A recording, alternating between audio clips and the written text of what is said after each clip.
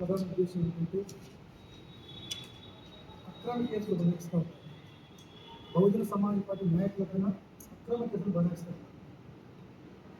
ఏదైతే పోలీసు యంత్రాంగాన్ని అధికార పార్టీ నాయకులు ఉద్యోగాల వల్ల చేయిస్తారు. ఉదాహరణకు నాగరికత తీసుకుంటే రుజురాజు బహుజన సమాజ్ పార్టీ రాష్ట్ర ఈసీ మెంబర్, ఆయన పైన అక్రమ కేసులు బనాయించారు. మేము ఎస్ఐని సంప్రదిస్తే ఎస్ఐ మాత్రం బాధపడతాము. ఇది ఏం చేయాలి? నన్ను డ్యూటీ చేయిస్తలేరు.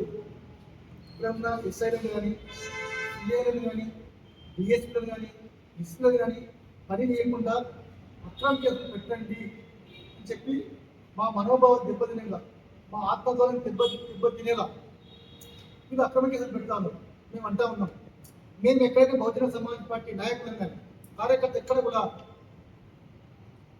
మేము తలొక్కకుండా నిక్కాచిగా మేము మాట్లాడుతూ ఉన్నాం. అధికార పార్టీని కానీ మోసం చేసేవాళ్ళు కానీ ఏ డిపార్ట్మెంట్ అయినా ఏ వర్గం అయినా బహుజన సమాజ్ పార్టీ కేవలం ఒక వర్గాన్ని కాకుండా మరి మా నెంబర్ తీసుకొని మా మా మా గ్రామాల పేర్లు కనుక్కొని వాళ్ళు ఎక్కి మా దగ్గరకు వస్తామంటే నిత్యం పేరు ఎంఆర్ ఆఫీస్ కనుక్కో పోలీస్ స్టేషన్ అనుకోని ప్రతి డిపార్ట్మెంట్లో మా పార్టీ వాళ్ళు పనిచేస్తూ ఉంటే ఓర్వలేని యొక్క అధికార పార్టీ నాయకులు అక్రమ కేసులు బనాయిస్తున్నారు.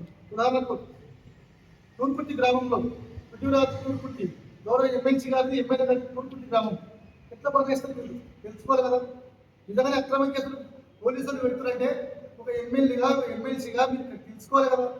అది తెలుసుకోకుండా ఆయన మేము మేము ఎస్పీ గారిని కలిస్తే ఆయన చెప్తాడు, అయ్యా అక్రమ కేసులు కానీ నేను ఎప్పుడు గౌరవించను, నేను ఎప్పుడు స్వీకరించను, తప్పకుండా ఎంక్వైరీ చేస్తా, నేను నిర్దాక్షణంగా ఎంక్వైరీ చేసి నేను న్యాయం చేస్తానని చెప్పి ఆయన మాట్లాడడం జరిగింది. మాకు కూడా డిపార్ట్మెంట్ మీద అపారమైన గౌరవం మాకుంది. కానీ మేము చెప్తాను, అధికార పార్టీ ఏదైతే ఉందో నిన్న కాకుండా మహిళలను బట్టి రాళ్ళతో బట్టి వాళ్ళు అదే పోలీసులు చలామణి అయితే ఉన్నారు. అట్లా కాదు కదా. అందుకే దయచేసి ప్రజలను అర్థం చేయండి. మీరు ఇంతసేపు చెప్పిన అధికారం ఉందని చెప్పి ఇంతకుముందు అధికార పార్టీ ఇట్లా చేసింది, మరి ఈ పార్టీ ఇట్లా చేస్తుందంటే తప్పకుండా ప్రజలు చాలా భయప్రాంతం గురైతే ఉన్నారు. ఎక్కడ చూసినా కూడా అక్రమ కేసులు, ఎక్కడ చూసినా పోలీసులు ఏం నిస్సాగరం మాట్లాడుతున్నారు, మీరు ఏం చేయాలని ధోరణి మాట్లాడుతూ ఉన్నారు.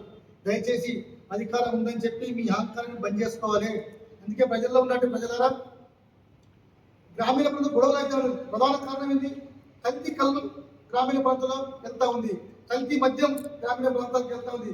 ఇప్పుడు డైరెక్ట్ గుడంబ కూడా గ్రామీణ ప్రాంతాలు మొత్తం ఎక్కడ గుడంబ తయారైంది, గుడంబాలు అమ్ముతా ఉన్నారు. సరాయి మళ్ళా యథావిధి గ్రామాలకు వచ్చింది.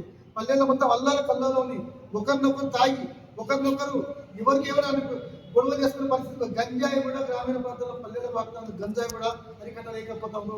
ఎక్సైజ్ డిపార్ట్మెంట్ ఏదైతే ఉందో వాళ్ళకి కేవలం లంచానికే మరి పొద్దున్నే నెలలో వాళ్ళు మామూలు తీసుకొని వాళ్ళు ఎక్కడ డ్యూటీ చేయట్లేదు.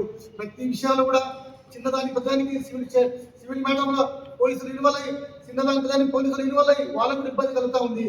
ఏ రెవెన్యూ డిపార్ట్మెంట్ రెవెన్యూ పని చేయాలి, ఎక్సైజ్ చేయాలి, ఫారెస్ట్ చేయాలి. ఏ డిపార్ట్మెంట్ ఆ డిపార్ట్మెంట్ చేయకుండా అన్ని ప్రతి సమాజంలో పొద్దున్న నిత్యం పోలీసులుగా రావడం వల్ల పోలీసులు ఏదైనా దాని కేసులు పెట్టేసి వాళ్ళ చేతులు దుడుపుకుంటా ఉన్నారు. అది మంచి పద్ధతి కాదు. మేము విజ్ఞప్తి చేస్తా ఉన్నాం.